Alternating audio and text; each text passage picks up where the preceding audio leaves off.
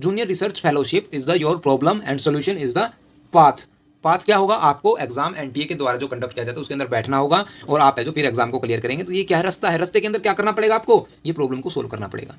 नमस्कार दोस्तों, स्वागत है आपका हमारे चैनल कंसेप्चुअल स्टडी पॉइंट पर। आज हम इस वीडियो के अंदर करने वाले हैं प्रॉब्लम, मतलब प्रॉब्लम नहीं करने वाले, कोई भी ऐसा प्रॉब्लम नहीं होगी, लेकिन हम जो टॉपिक डिस्कस करने वाले हैं वो प्रॉब्लम है, उसका नाम प्रॉब्लम है। ठीक है, प्रॉब्लम से हम क्या समझते हैं, प्रॉब्लम कितने प्रकार की होती है, प्रॉब्लम को कैसे सॉल्व करते हैं, सभी हम एक एक करके डिस्कस करेंगे। तो चलिए शुरू करते हैं।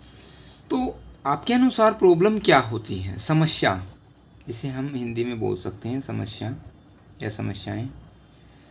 प्रॉब्लम क्या है? तो देखिए, the situation where one does not have a straight known answer. Obvious है, कोई भी क्वेश्चन हुआ, अगर कोई डायरेक्ट आंसर दे देता है तो उसको उस चीज़ के बारे में क्या होगी, नॉलेज। अगर कोई आंसर नहीं दे पाता, वो कैपेबल नहीं है, तो उसके लिए वो क्वेश्चन क्या होगा, प्रॉब्लम। ठीक है, अब जैसे मान लीजिए ड्रीम कैरियर्स हो गए हमारे, जो देखिए इस जो मैंने अभी नोट्स बनाए हैं ये आपको पीडीएफ है जो हमारे टेलीग्राम चैनल पर मिल जाएंगे। ठीक है, आप समझिए, सिर्फ बस मेहनत हम कर रहे हैं, बाकी मेहनत आप भी कीजिए, पढ़ने में कीजिए, नोट्स की हम आपको प्रोवाइड करा रहे हैं। ठीक है, तो देखिए ड्रीम कैरियर हो गए 10+2 के बाद, पहले तो 10th के बाद 11 में, सॉरी जो +1 के अंदर क्या लें, +1 के अंदर नॉन मेडिकल लेना है, मेडिकल लेना है, कॉमर्स लेना है या आर्ट लेना है, ये कन्फ्यूज़न रहता है। पेरेंट्स कहते हैं मेडिकल या नॉन मेडिकल से लो, आपका मन करता है आर्ट्स लेने को। हो सकता है आपके पेरेंट्स बोल रहे हो आर्ट लेने को, तो आपके जो फ्रेंड सर्कल है वो नॉन मेडिकल ले रहे हो, कन्फ्यूज़न रहता है माइंड के अंदर। ठीक है, जैसे मेरी सिस्टर को जो मेडिकल में इंटरेस्ट था +1 +2 के अंदर, लेकिन हमारे जो घर वाले जो फिनेंशियल कंडीशन थी वो क्या कहती थी, हम आर्ट्स लेंगे या कॉमर्स ले लो, लेकिन फिर भी उसने जो चूज़ किया मेडिकल, तो सब कुछ अच्छा चल रहा है, कोई दिक्कत नहीं। तो अभी जैसे हम आगे पढ़ते हैं, सेविंग मनी, मनी के किसी के लिए क्या होता है, मनी को सेव करना प्रॉब्लम होती है। फॉलो ऑन इंस्टाग्राम, आज के लिए मेरे हिसाब से सभी को होगी, आपकी भी होगी, अगर आपकी है इंस्टाग्राम पे फॉलोवर की समस्या, तो आप भी मतलब कैसे इंक्रीज़ करें, कैसे हम यूट्यूब पे व्यूअर लेके आएँ, ऐसी भी वीडियोज़ बनती हैं। ठीक है, फील स्ट्रेस, आप स्ट्रेस महसूस कर रहे हो, आपको ये नहीं पता कि भाई आप कैसे उस प्रॉब्लम से निकलिए, आप कैसे फील हैप्पी करोगे। ठीक है, या फिर मान लीजिए कोई डेट कर रहा है किसी को, मान लीजिए सैम ही, मैंने जो लैंग्वेज वाले जो वीडियो के अंदर है जो बताया था कि भी सैम मान लीजिए कैटरीना को डेट कर रहा है, तो उसको ये नहीं पता मैं उसको क्या बोलूँ, तो दैट इज़ द प्रॉब्लम।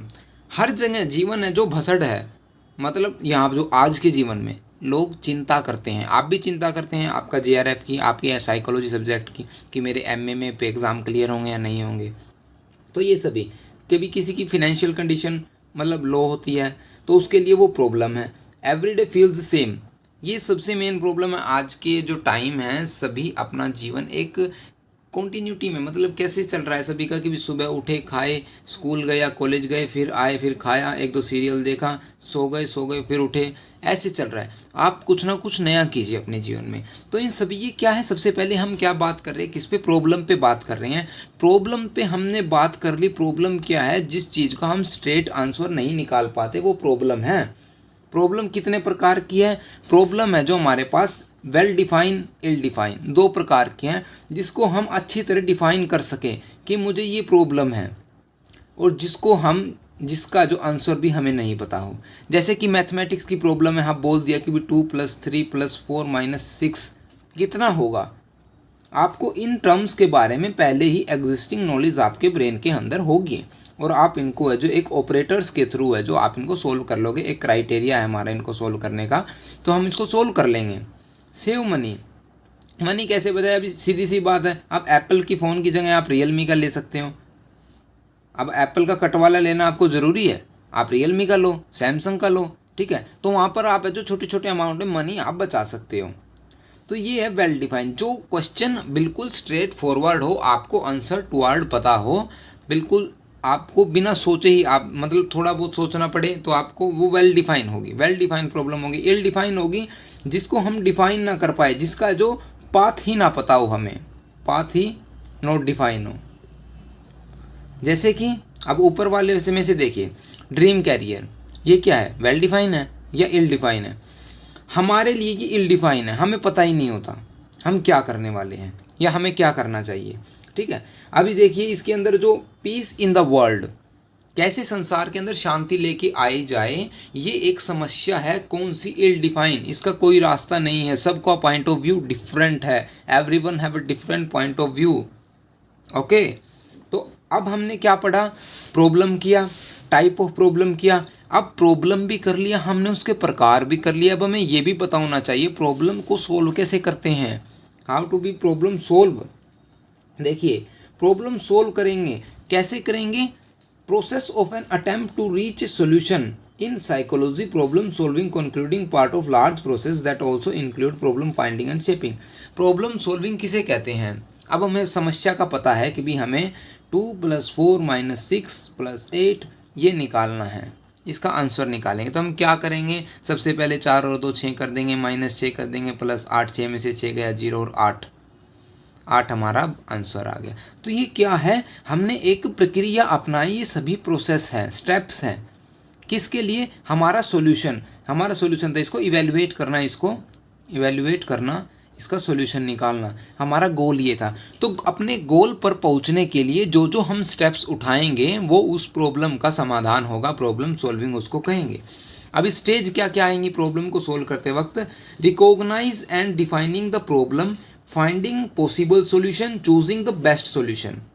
सबसे पहले हमें ये रिकॉग्नाइज करना होगा कि हमारी प्रॉब्लम कैसी है, हमें ये देखना होगा। उसके बाद हम क्या देखेंगे कि हम उसको कैसे कैसे सोल्व कर सकते हैं, finding the possible solutions.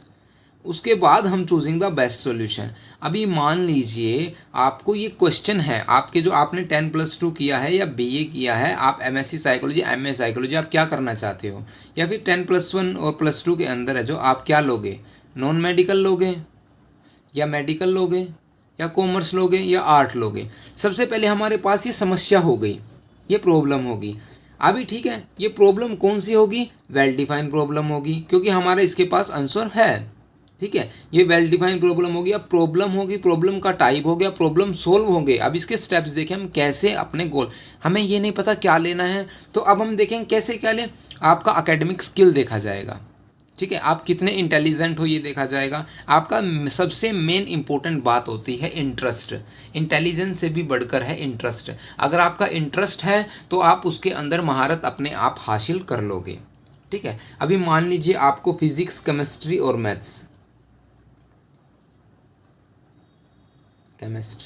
Math ये तीनों पसंद है, तो ऑब्वियस है आप नॉन मेडिकल लीजिए। अगर आपको बायो के बारे में पढ़ना पसंद है, अपनी बायोलॉजी के बारे में, अपने शारीरिक और जो हमारे एनिमल्स होते हैं उनके बारे में, तो आप medical low.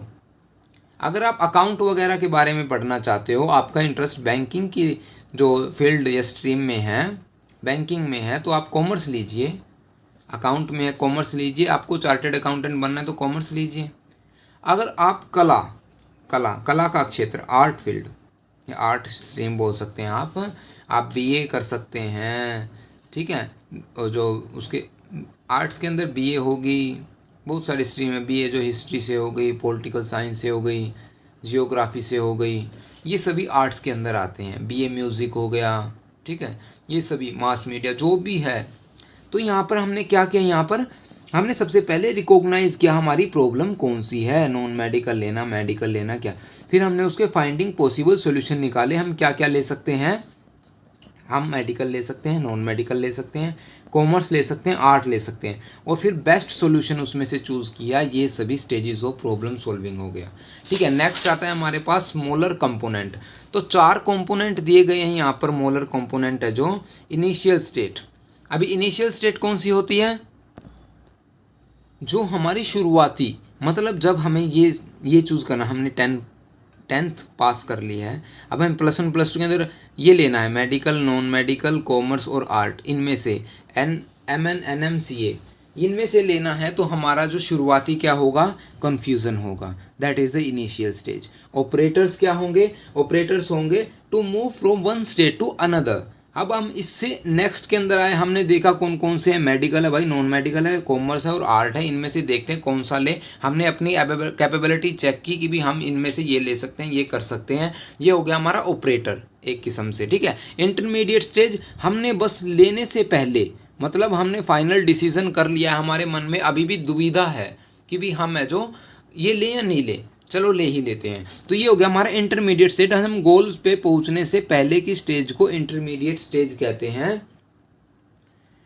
Any state that are generated by applying an operator to a state. और गोल स्टेट कौन सी होगी? Final state is the goal state. जो हमारी फाइनल स्टेट होगी वही गोल स्टेट होगी। हमारा गोल क्या था, हमने फाइनलाइज कर लिया है कि भी हमें तो नॉन मेडिकल से ही पढ़ना है। अब आ जाता है प्रॉब्लम स्पेस पे। तो प्रॉब्लम स्पेस क्या होता है? जब हम इंटरनल रिप्रेजेंटेशन करते हैं ना, किन की? इन चारों कंपोनेंट्स की। जब भी इंटरनल रिप्रेजेंटेशन करेंगे इन 4 स्टेट्स की, तो उसे प्रॉब्लम स्पेस बोलते हैं, ठीक है। अभी आता है type of thinking involving in problem space. It means हम कौन कौन सी विचारधारा यूज़ करते हैं प्रॉब्लम को सोल्व करने के लिए। वैसे तो नंबर ऑफ है, लेकिन हम फिलहाल 3 पढ़ेंगे। Productive thinking, being sensitive and open to structural requirements, going beyond the knowledge learn from the previous problem solving tasks. तो प्रोडक्टिव थिंकिंग का एम क्या होता है कि भी कुछ नया सोचना। मान लीजिए टीचर ने आपसे पूछा कि भी how do you like to be greeted, how do you like to be greeted. आप कैसे बताइए देना किसी को पसंद करोगे, बताइए। अभी किसी को जो अच्छा लगता होगा, जैसे मान लीजिए आप दिवाली की विश करने वाले हो कि भी हाँ मुझे तो सोन पापड़ी देने पसंद है उसको, या फिर मान लीजिए आपको किसी को कॉन्ग्रेचुलेशन करना है कि भी उसको नई जॉब लगी है, तो वो कैसे उसको बधाई देगा, कैसे उसको ग्रीट करेगा। तो तो ये जो थिंकिंग होती है वो कौन सी होती है? प्रोडक्टिव थिंकिंग होती है। नेक्स्ट कौन सी आती है? Being sensitive and open to structural requirements. Sensitive होना और खुला होना, मतलब ओपन, खुले विचारों का। किसके किसके प्रति? स्ट्रक्चरल रिक्वायरमेंट्स, जो हमारी संरचनाएं हैं उनके प्रति, ठीक है। थर्ड आता है going beyond the knowledge learn from previous problem solving task. It means आपने जो पहले क्या प्रॉब्लम सॉल्व की है, मान लीजिए अगर आपसे कोई पूछे कि भी मैं +2 में क्या लूँ, तो आप क्या करोगे? अपना एनालिसिस करोगे कि भी मुझे क्या क्या प्रॉब्लम फेस करनी पड़ी थी, मैंने क्या उसका सॉल्यूशन निकाला, तब आप उस सामने वाले को जवाब दोगे, उसके लिए उसका आंसर करोगे। तो that is the third point. तो टाइप ऑफ थिंकिंग ये थी हमारे 3 टाइप की थिंकिंग। उसके बाद हम करेंगे प्रॉब्लम। हमने प्रॉब्लम कर लिया, प्रॉब्लम का टाइप कर लिया, प्रॉब्लम को सॉल्व करना सीख लिया, प्रॉब्लम की स्टेजेस की हैं, मोलर कंपोनेंट्स किए हैं, और हमने थिंकिंग पढ़ा है, ठीक है।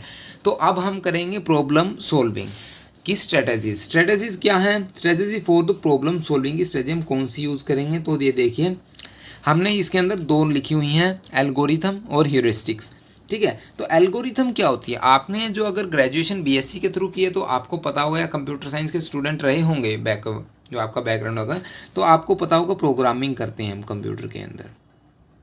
प्रोग्रामिंग, उसके अंदर ना क्या होता है, लैंग्वेजेस लिखनी होती है, लैंग्वेजेस सीखनी होती है। जैसे सी लैंग्वेज हो गई, C++ हो गई, जावा हो गई, ठीक है। इनके अंदर क्या करने पड़ते हैं हमें ना, फ्लो चार्ट वगैरह क्रिएट करने पड़ते हैं, फ्लो चार्ट, और प्रोग्राम बनाने पड़ते हैं। प्रोग्राम बनाने के लिए ना एल्गोरिथम का यूज़ किया जाता है। एल्गोरिथम क्या होता है? Step by step procedure always produce correct solution. पहली बात तो इसकी जो हमने यहाँ फीचर्स लिख रखे हैं, जो स्टेप बाय स्टेप प्रोसीजर होता है कि भी पहले हमने जो इसके अंदर स्लैश डालना है, फिर स्टार डालना है, फिर स्टार स्लैश करके ये क्या हो जाएगा, कमेंट हो जाएगा। ये प्रोग्रामिंग के अंदर करते थे हम, ठीक है। तो ये क्या स्टेप बाय स्टेप प्रोसीजर है। ऑलवेज प्रोड्यूस करेक्ट आंसर, ये जो गारंटी देता है एल्गोरिथम है कि भी हमेशा ये करेक्ट आंसर ही देगा। It is not always the best approach to problem solving. हो ये ज़रूरी नहीं है कि भी हर बार हम एल्गोरिथम का यूज़ करें और है जो एक्यूरेट आंसर लें, क्योंकि कई दफ़ा क्या होता है, एल्गोरिथम का यूज़ करने से टाइम कंज्यूमिंग प्रोसेस होती है।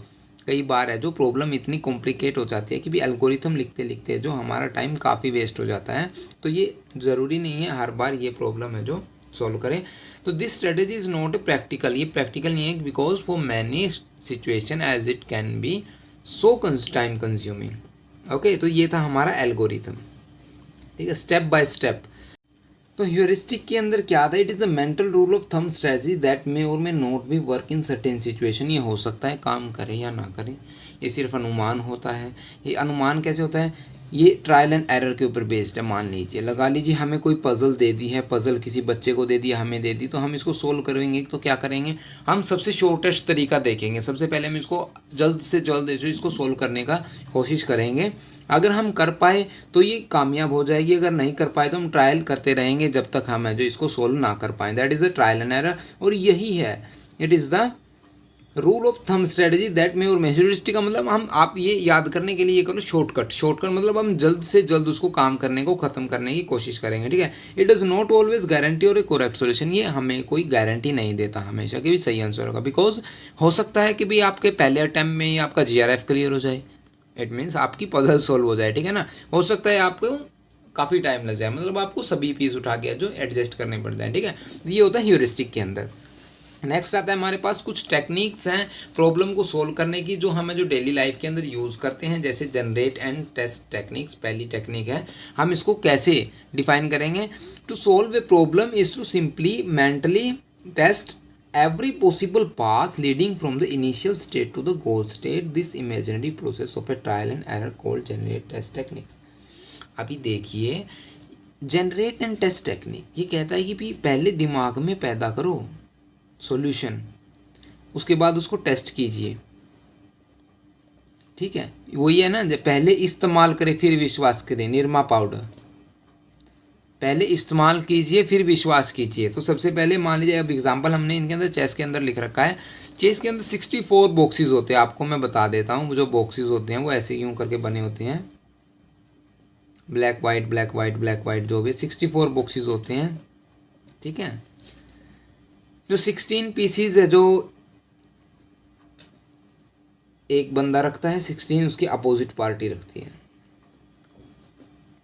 अभी हमारे पास चेस में हमारी शुरुआत करने से पहले हमारे पास कितनी प्रोबेबिलिटीज़ हैं कि हम कितनी चालें चल सकते हैं, और हमारी नहीं, हम सामने वाले की भी हमने सोच के चलनी पड़ेगी अगर हमें गुड चेस प्लेयर बनना चाहते हैं। तो जब तक हमें सामने वाले की वो नहीं पता चलेगी कि भी क्या चाल होगी, तब तक हम एक अच्छी चाल नहीं चल पाएंगे। तो यहाँ पर क्या है, जनरेट, हम अपनी भी चाल अपने दिमाग में पैदा कर रहे हैं, उसको टेस्ट कर रहे हैं, और सामने वाले की भी कर रहे हैं। That is a generate and test techniques, understand. Next हमारे पास आती है means and analysis. Means and analysis के अंदर क्या है,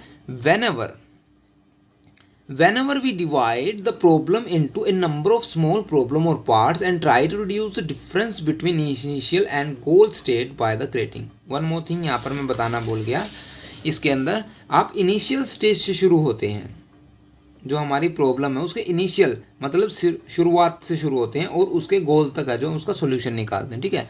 लेकिन जैसे कि हम मीन्स एंड पढ़ रहे हैं, इसके अंदर क्या है, हम प्रॉब्लम को छोटे छोटे भागों में बांट देते हैं, ठीक है, और फिर हम क्या करते हैं, शुरुआत से आखिरी तक पहुंचने की कोशिश करते हैं। बिकॉज जब हमारे पास प्रॉब्लम होगी तो हम एंड हमारा क्या होगा, वो गोल क्या होगा, सॉल्यूशन होगा, ठीक है ना। तो अब देखिए, जैसे कि मैंने इसके अंदर एग्जांपल बना रखा, इस स्ट्रक्चर से हमने ये स्ट्रक्चर ड्रॉ करनी है। तो सबसे पहले हम क्या करेंगे, हम इरेज टूल लेंगे, स्टार को यहाँ से इरेज करेंगे। हमने इसको क्या किया, पहले स्टार को देखा, फिर हमने क्या किया कि भी यहाँ जो बॉल है, सॉरी इसको इरेज नहीं करेंगे, यहाँ स्टार को, पहले हम इस बॉल को इरेज करेंगे। तो हमने सबसे पहले बॉल को देखा, बॉल को उठा के इरेज कर दिया, फिर हमने स्टार को मूव किया, यहाँ पर छोटे छोटे स्टेप्स के अंदर हम कर रहे हैं, मूव्स किया, और मूव करने के बाद हम इसको यहाँ उठा के ले आएंगे, तो हमारा फिगर दोनों मैच हो जाएगा, ठीक है। क्या फ़र्क है, ठीक है। तो ये होता है मीन्स एंड एनालिसिस, जिसके अंदर हम छोटे छोटे हिस्सों के अंदर है जो प्रॉब्लम्स को डिवाइड कर देते हैं, छोटे छोटे गोल्स होते हैं कि भी हम पहले ये काम कर लेते हैं। जैसे कि भी आपको GRF क्लियर करना है, तो आपकी सब यूनिट्स बनी हुई हैं छोटी छोटी, इतना इतना इतना इतना, मान लीजिए यहाँ पर पहले जो एग्ज़ाम के अंदर होती हैं वो 10 यूनिट्स होती हैं। आप अरेंज कीजिए कि भी आपको 1 हफ्ते में ये करनी है, 2 हफ्ते में ये करनी है, 1 हफ्ते में ये करनी है, तो क्या होगा, आपके 10 हफ्ते के अंदर है जो 10 यूनिट कंप्लीट हो जाएंगी। आप है जो पहले पेपर के लिए तैयार हो जाओगे। First paper is ready to fly, okay. तो ये क्या है, हमने अपनी समस्याओं को छोटे छोटे भागों में बांट दिया है, इसको मीन्स एंड एनालिसिस कहेंगे। नेक्स्ट आती है हमारे पास बैकवर्ड सर्च। बैकवर्ड सर्च के अंदर in this problem solving strategy in which solver work from the end goal of the problem to the beginning. अभी देखिए हमने मीन्स एंड के अंदर पढ़ा और जनरेट एंड टेस्ट टेक्निक के अंदर पढ़ा, तो हमने क्या देखा, हम शुरुआत से शुरू कर रहे थे और हमारा सॉल्यूशन तक एंड पर जा रहे थे। लेकिन बैकवर्ड सर्च के अंदर क्या कर रहे हैं हम रिजल्ट से शुरू करेंगे, मतलब पीछे से शुरू करेंगे। अभी मान लीजिए हमको कोई पजल दे दी है रास्ते वाली, जो हम बचपन में खेला करते थे, आजकल मधुरिमा के अंदर भी आती है, यूं बीच में खाना रखा है, खरगोश को जाना है, कैसे जाएगा, तो अब देखो वो कैसे खाना पाएगा। तो अब हम उसकी मदद करते हैं, हम क्या करेंगे, हम शातिर बनते हैं और यहाँ से उठकर वापस है जो शुरुआत वाले रास्ते तक पहुँच जाते हैं। ये होता है backward search. Backward search technique of problem solving, problem को सोल्व करने की। अगर आपने कभी अमर उजाला अखबार पढ़ा या आप किसी और स्टेट से हैं तो आपने कोई पजल, जो रास्ते वाली पजल है, जो कि मान लीजिए जंतर मंतर जैसी शेप दिख रही है, आप उसको सोल्व करेंगे, आप आंसर से शुरू करेंगे तो आपको इजी हो जाएगा। ये होता है backward search problem solving technique. Next आती है हमारे पास प्लानिंग स्ट्रेटजीज। प्लानिंग स्ट्रेटजी क्या होता है, when we divide the problem in simple and complex part. अभी देख लीजिए, अगर आपके पास 10 यूनिट हैं, किसकी, फर्स्ट पेपर की, 1 2 3 4 5 6, हमने क्या किया, 2 4 6 3 यूनिट हैं, इजी हैं, इसकी क्लासेस हमारे पास 27 बन गई। ये इजी हैं, आपको पहले से आती है, ठीक है। टीचिंग एप्टीट्यूड, ये जो 3 क्लासेस हैं ये टफ हैं, तो आपने क्या कर दिया, इनको सिंपल और कॉम्प्लेक्स के अंदर तोड़ दिया, ठीक है। जब तोड़ दिया तो आपकी क्या है, प्लानिंग स्ट्रेटजी। आजकल जो यूट्यूब पे वीडियो भी तो आई हुई है ना कि भी, या फिर जैसे बायजूस है, वो क्या कहता है, अगर आपको एक 30 दिन की स्ट्रेटजी चाहिए जीआरएफ क्लियर करने के लिए, तो आप हमारी ये वाली वीडियो देखिए। तो वो क्या कर रहे हैं, प्लान बता रहे हैं आपको, this is the plan strategy. किसके लिए, प्रॉब्लम क्या है यहाँ पर, JRF junior research fellowship is the your problem and solution is the path. Path क्या होगा, आपको एग्जाम एनटीए के द्वारा जो कंडक्ट किया जाता है उसके अंदर बैठना होगा और आप है जो फिर एग्जाम को क्लियर करेंगे। तो ये क्या है, रास्ता है, रास्ते के अंदर क्या करना पड़ेगा आपको, ये प्रॉब्लम को सोल्व करना पड़ेगा, ठीक है। तो ये क्या होगी, प्लानिंग स्ट्रेटेजी हो गई। नेक्स्ट आती है हमारे पास थिंकिंग अलाउड। थिंकिंग अलाउड के अंदर क्या है, देखिए, this method is thought to be more objective in the participants merely report how they go about completing a task rather than a interpreting. कुछ टास्क के अंदर क्या होता है, मान लीजिए अब आपका जीआरएफ का एग्जाम्पल उठा रहे हैं, अब एक व्यक्ति क्या होता है, यूट्यूब से वीडियो देखी, हाँ भाई यूपीएससी एस्पिरेंट बन गया मैं, तो कोटा फैक्ट्री देख ली हमने, तो क्या हो रहा है वहाँ पर, यूपीएससी वाली वेब सीरीज़ देखी, 3 दिन हमें भी बुखार चढ़ेगा, हमें फीवर होगा, कैसा, हम भी आईएएस बनेंगे भाई, आईएएस बनोगे भाई, आईएएस 3 दिन तक बनोगे, चौथे दिन आप वही चोर बन जाओगे। क्या बन जाओगे, चोर बन जाओगे। कौन से, वो भी काम चोर, क्योंकि आपने अपना गोल तो छोड़ ही दिया। आपने तो ये प्रॉब्लम नहीं थी, सिर्फ डिज़ायर थी, ठीक है। डिज़ायर में फ़र्क होता है, सभी की कुछ ना कुछ डिज़ायर होती हैं और ज़रूरी नहीं कि जो आप चाहो वही पाओ और जो पाओ वही चाहो, ऐसा ज़रूरी नहीं है। तो अब देखिए, चलो इसके अंदर क्या होता है, अभी मैं क्या कह रहा था, जेआरएफ क्लियर करने के लिए क्या होगा, हमें मोटिवेट रहना पड़ेगा, कंसिस्टेंसी देनी पड़ेगी। यूं ही नहीं जेआरएफ क्लियर होते भाई, यूं ही नहीं 35,000 रुपये आपको मिलेंगे। मोटिवेशन होगा, कंसिस्टेंसी होंगी, क्लासेस होंगी, रेगुलर क्लासेस, ठीक है। क्लासेस के अंदर जो अटेंडेंस और जो हमारा जो कॉन्शियसनेस नोट्स, बहुत सारी अच्छी स्ट्रेटेजी, ठीक है। तो ये सभी हमें बार बार कहना पड़ता है, ये नहीं कि भी हम इंटरप्रेट, अनुमान लगाएं या फिर जज करें कि भी हमारा क्लियर होगा या नहीं होगा, हमें उसके लिए काम करना पड़ेगा।